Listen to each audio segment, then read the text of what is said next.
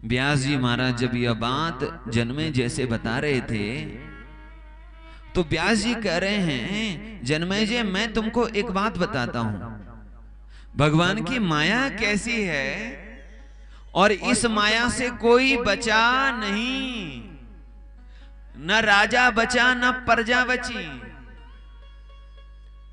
न कोई गृहस्थ बचा न कोई विरक्त बचा। ये भगवान की माया है, इससे कोई नहीं बचा। बोले इसका एक बार की बात है, नारद जी मुझे बता रहे थे।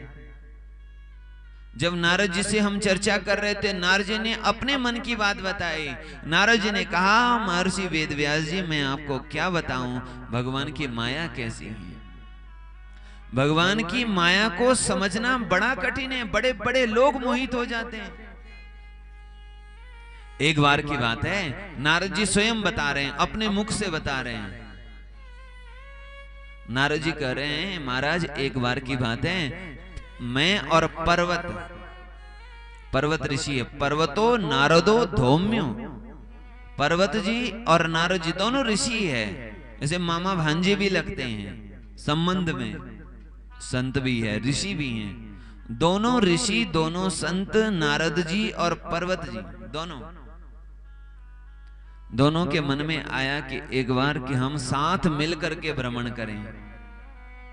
तो पर्वत ऋषि और नारद ऋषि दोनों के दोनों भ्रमण करने निकल, लेकिन निकलने से पहले दोनों ने एक दूसरे से यह संकल्प करवाया कि एक दूसरे से कोई बात छुपाएगा नहीं। किसी के मन में यदि जो भी संकल्प आएगा वो बता देगा।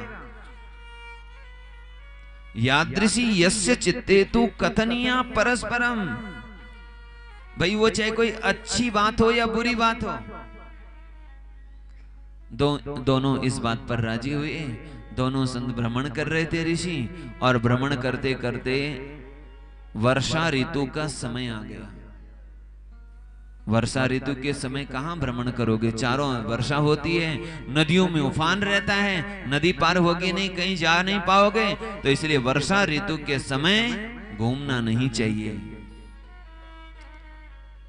और इसीलिए हम लोगों ने विचार किया कि कहीं अच्छा आश्रय मिले तो वहीं रहेंगे। एक संजय नाम के एक राजा, जिनका पवित्र राज्य, उसी राजा के राज्य में हम दोनों रहे।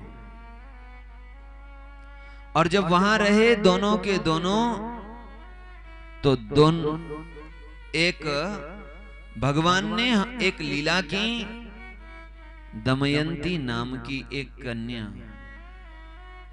भगवान की माया से मोहित होकर के नारद जी के मन में, और पर्वत ऋषि दोनों रह रहे हैं। क्योंकि आप नारद जी मोहित हुए, इसकी कथा आपने रामचरितमानस में भी सुनी। नारद जी को अभिमान था कि मैंने तो काम को जीत लिया, और उस अभिमान को दूर करने के लिए भगवान ने विश्व मोहिनी का स्वरूप लेकर के उनको मोहित किया। नारद जी के मन में यही बात है कि मैं तो काम विजयी हूं, और दमयंती नाम की एक कन्या पर मोहित हो गए। पता चला पर्वत ऋषि को। पर्वत ऋषि ने कहा, देखो तुमने कहा था कि हम कोई बात छुपाएंगे नहीं, तुमने हमसे बात छुपाई, जाओ मैं तुम्हें श्राप देता हूं, तुम्हारा मुख बंदर का हो जाए।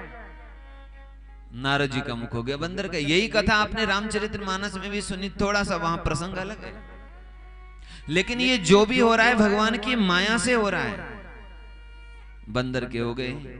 और हाँ, एक बात और, इस बंदर के मुख को लेकर के अब आप देवलोक नहीं जा पाओगे, पृथ्वीलोक में ही रहोगे। नारद जी ने कहा, तुमने मुझे छोटी बात के लिए श्राप दे दिया, मैं भी तुम्हें श्राप देता हूं, तुम ऊपर नहीं जा पाओगे, अब देवलोक में, पृथ्वीलोक में ही भ्रमण करते रहो। यह कह करके पर्वत ऋषि चले गए। नारद जी वहीं रहे, और नारद जी का विवाह हुआ दमयंती से। एक दिन पुनः फिर पर्वत ऋषि आए, उन्होंने नारद जी का वो जो दिया हुआ श्राप वापस ले लिया, और पुनः इस प्रकार पर्वत ऋषि और नारद ऋषि का पुनः मैत्री का प्रसंग हुआ।